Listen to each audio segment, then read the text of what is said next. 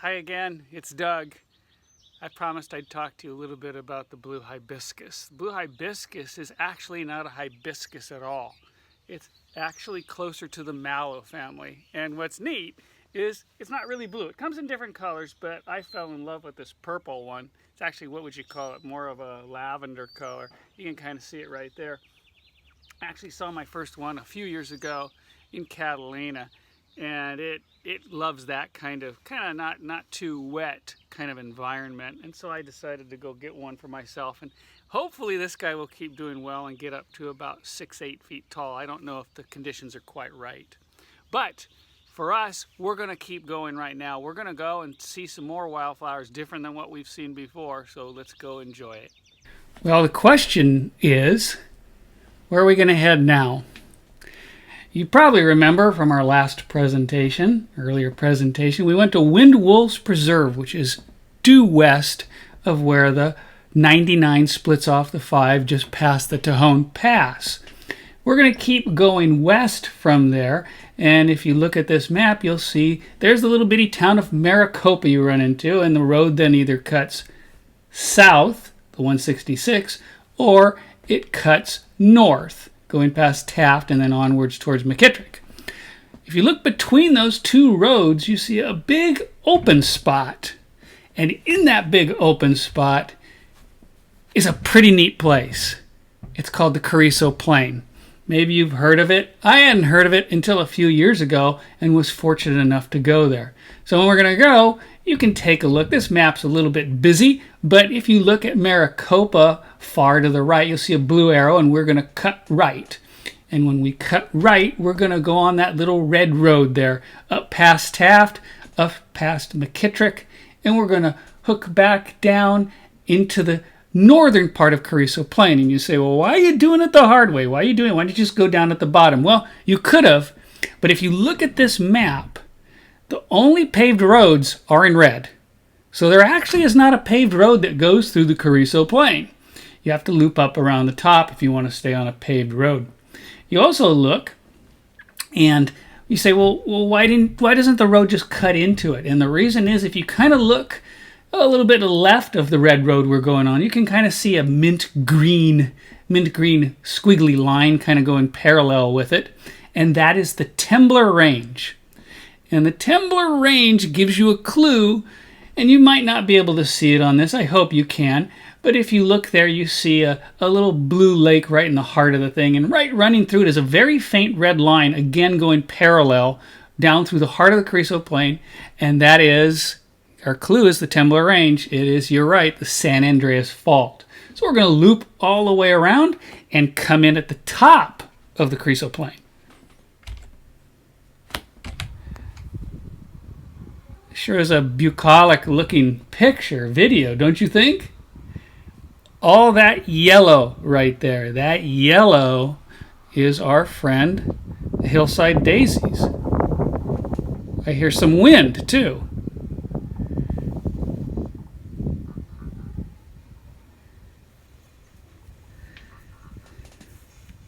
And it turned out to be quite a beautiful day. And the flowers that we're going to see had all been freshened up by the recent rain. I drive down this hill, and I think most of you know now, I'm a sucker for pictures of dead trees. I love their shape and the way they look against the environment. You look back up there in the distance, that's the road we came down, and all that yellow is, again, those daisies. So now let's keep looking. Well, let's park here and take a little walk. And there's the hills. It's kind of amazing when we look at this and we see all the yellow. One of the things I thought was fascinating is if you Google Carrizo Plain from space, you will find pictures that have been taken from outer space of the Earth, and you will see yellow and purple dots down there. That is the Carrizo Plain. That is how bright this yellow is here of the hillside daisies. Now, if you look, those flowers on the lower right side are not hillside daisies. The ones on the left, those are. But the ones on the right are not. Those actually are called fiddlenecks. And the reason they're called fiddlenecks is if you look at them, you'll notice they kind of hook right there at the end of the stalk, where the flower is. They kind of do a little hook, and that's how they got the name fiddleneck. Well, as we go down here, as you can imagine now in this time where we have the internet and all these different search functions, it's pretty hard to find a place like this that a lot of other people haven't discovered as well. So even on a place as far away from where you would think of civilization, as far away as this, there's still quite a few people here on this midday Saturday. But on this particular spot, this particular yellow hill, there is a path that walks through it, so I think we should go take a look. So there's our flowers right there, just tons and tons and tons of them, and it was nice to have the path, because that way you didn't have to worry about stepping on them. One more picture. And then there's another hill in the distance, but if you look at that hill, you'll see it has some purple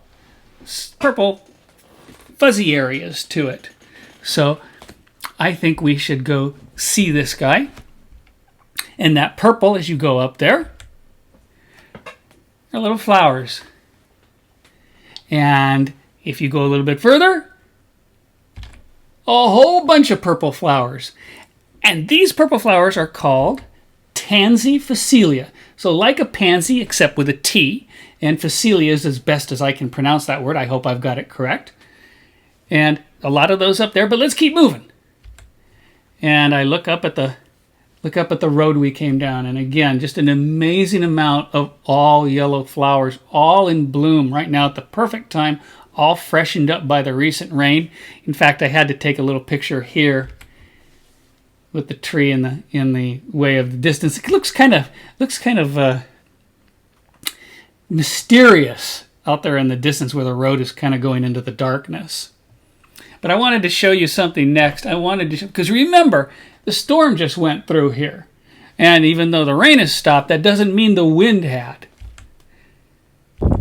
I wanted to show you the flowers dance for you.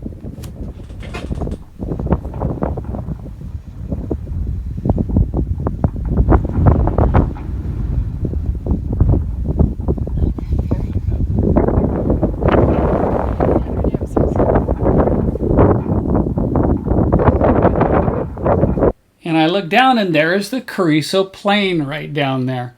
So I think we should head on down to the Carrizo Plain, walk back down to the car, and we'll start driving. And you drive down there. Carrizo Plain is a national monument.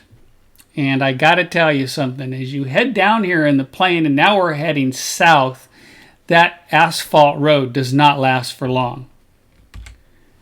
Goes past Soda Lake, and it ends up going and turning into even more rugged road as you go down. That's why everybody comes in from the north. But I have a question for you. It's Saturday afternoon, right in the heart of flower season. What do you think my chances are of finding a free spot at a campground here on a Saturday afternoon? There's 2 campgrounds right down the road. What do you think my chances are? Well, I think you're right. My chances are pretty much 0. So I stopped in at a place that's down there. They have a little visitor center, and it was kind of funny because I knew going in that this was probably going to be what was going to happen. And there's a thing called dispersed camping. I don't know if any of you have heard of dispersed camping, but it basically means in certain public, national forest, certain Bureau of Land Management, certain areas like that, you can park on the side of a dirt road. You can't go and drive out onto the wilderness. You have to park on the side of the dirt road, and you can stay there the night. You can camp right there. And people say, well, that's great. It's free. That's good. What's the bad things about it? You're right. No running water. You better have all your own services. No bathroom. But I knew that was what I was probably going to have to do, and I stopped at the little ranger station, and guess what? My ranger was the worst ranger this side of the country. This side of the Mississippi was the worst ranger. I don't know what his problem was. Maybe he'd had a bad day, answered too many flower questions. Maybe his wife called up and yelled at him. I don't know what happened, but he was not in a good mood, and he said, you know what you got to do? You got to go back up into the hills, drive on that little dirt road, and you'll find your way. You'll find a spot there. Plenty of spots up there. And he left. He was just gone. So now we're on our own. So we'll look at our map of the Carrizo Plain again. We came in from the lower right. We went on those blue arrows on the nice orange-red paved road, and we came around the blue, and right there where the last blue arrow is, up on the top left corner, that's where we saw the pretty yellow flowers. Then we took where the road where the pink arrows go, those magenta arrows, and we went down there, and those pink arrows ended up right there at the visitor center. And from the visitor center, guess what he did? He sent us back towards the last blue arrow, and you can watch the green arrows now. The green arrows start heading there, and all of a sudden they turn right, and you'll see them start turning right, and that's what he told us to do. That little black line right there that the green arrows are going along are the dirt road that we're going to try and find a spot on. So we got to head back up to where we were before, hang a right, go on that dirt road, see if we can find a place to stay, at least to stop the car for the evening. So we'll head up this dirt road. You can see there's our yellow flowers in the distance. We start heading there. And I looked to the right and I saw this white thing out there in the distance. And I love to ask everybody, what the heck is that white thing? Well, don't feel bad if you can't guess it right, because to this day, no one has ever guessed correctly what that white thing is. Out in the middle of nowhere, just sitting there in the middle of nowhere, it is a boat. There's a boat out here in the middle of the Carrizo Plain. Well, the lake is a couple miles away from where we are, so I don't know how the boat got here. My only guess is because this is a national monument. There are some areas where people can have private holdings, and maybe this is a small private holding behind that fence, and somebody decided this was the place to store their boat. But in any case, I made it back up to the hill. I made it back up to the yellow flowers, and I turned right, and here we go. We're looking for a nice place to stop the car on the side of the road. Again, we're not allowed to go and drive all over the foliage, doing anything like that, but we'll see what we can do. So there we are. What do you think our chances are? Should I trust the ranger? That's our big question. A lot of people say, no, you should not have trusted the ranger. He was having a bad day. You should have driven to town and stayed at a motel. But I didn't want to do that. I think we're going to take our chances. So start heading down here, and I happened to notice a little trail that went up along the eastern border of the Carrizo Plain, and I wanted to ask you, do you think we should take this little trail and see what we can find before it gets dark? So the answer is yes, we'll take it. We start walking. Well, do you think there'll be any flowers up here? Because we're in a part of the park where I don't see a whole bunch of yellow, do you? So we'll go and we'll see what we can find. Look at those babies. These are called baby blue eyes. So we did find something which I thought was pretty nice. And we'll go a little bit further. Owl's clover right there growing out. So it was kind of worth it to go find some of these neat flowers out here. And then you're going to be really impressed with the picture I took for you next. Weeds. Aren't you happy I took a picture of weeds for you? Well, you all know me well enough by now to know that there's another reason I took a picture of all these weeds. And the reason is right in the heart of the picture. I want to say maybe just a hair to the left of center. You can kind of see a little brown spot, but if you look at it real carefully, we have our friend the tarantula. And it was one of those things I wanted to show you because there are things living in the grass, as we've learned before, and it's a good reason why you shouldn't be just tramping around in the foliage. Besides destroying the foliage, you don't know who you're going to step on or have crawl on you. Tarantula, as many of you know, is not the fearsome spider that he's portrayed in the movies, but he has that reputation because of the movies and because he does kind of look kind of scary, but he's not. All right, we got to find a place to stay. And I was with two friends. I was with my friends Dave and Marissa, and we're heading down. And when you get past that shadow out there, believe it or not, the road splits. There's a spot that goes to there's a little fork that goes to the right. There's a fork that goes to the left. And now was the trick. Because I said we have to stay the course. We have to go on the left. That's clearly the way that goes along the Tembler Range. That's what the guy said to do. But Dave and Marissa said, no, this guy has already given us bad directions, so I think we should go to the right. So I wanted to show you our map again. So again, follow the green arrows, and you look down the green arrows, and if you go down past the green arrow, you'll notice I put a couple of orange dots near the road, and those orange dots represent where you can see little roads that cut back down to the plain. The trick is, some of them make it all the way down to the plain, and some of them dead end. And on this entire route, this entire dirt route, there is not one sign that tells you how far you've gone or which road goes where. There is nothing. You obviously out here, you're not going to have any kind of internet service, so you got to guess. So, what the heck do you want to do? My friends said, they voted, they said, let's go right. Well, I was driving, but I went with the Democratic way, and they said, okay, they voted right, we'll turn right. And we started heading down this road to see if we could make it back down to the plain and see if we could find a better solution down there. And we drove, and guess what we hit? Dead end. You know, my friends said, uh-oh, now we're in trouble. We're running out of light. We got to head back. And I said, we're not heading back, not till I take a picture and show everybody what you made me do by voting the wrong way. And we did that. We headed back up. We got back on that main dirt road, which wasn't much of a main road at all. And you can see we're running out of light in the middle of nowhere. Yep, the sun has just dropped. And here is another side road that drops down towards the plains. Do you want to take it? Because we're running out of light, and there has been nowhere. This ranger completely lied to us, completely misdirected us. There was nowhere where you could pull off and be be within the rules of the camping.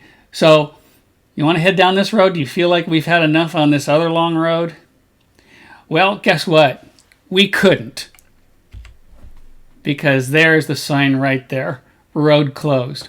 Of course, that's when I came up with my great idea. You want to guess what it was? My great idea was, we'll set up our tents on the other side of the road closed sign. We'll set it up right there in the middle of the road because you know one thing, you know nobody's going to be driving on it. And we'll set up our tents right there. But then we got into a discussion. It wasn't an argument, just a discussion about the safety of going on the road. And I said it's going to be fine. There won't be any cars coming.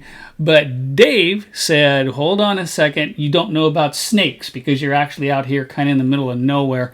You could run into some. We've already seen these pretty impressive snakes on this trip a little earlier. So he was against it. And I almost had him convinced until guess what he saw? He saw that sign on the right, and he saw the bullet holes through it, and he said, we're not staying here. And that was pretty much the end of the argument. But you know what I noticed while we were going through our big discussion right here? I noticed that we had observers making fun of us, which I think was very rude, because we were in kind of a tough situation. And we have these guys making fun of us. And look at them. They don't even care. So we were in the middle of a pasture when this was all happening. So we made our way and started off. And it got really dark. We have gone so far on this dirt road thanks to the horrible advice of that ranger that we are now back to Maricopa. Maricopa's down there on the lights. And I went a little bit further and guess what I found?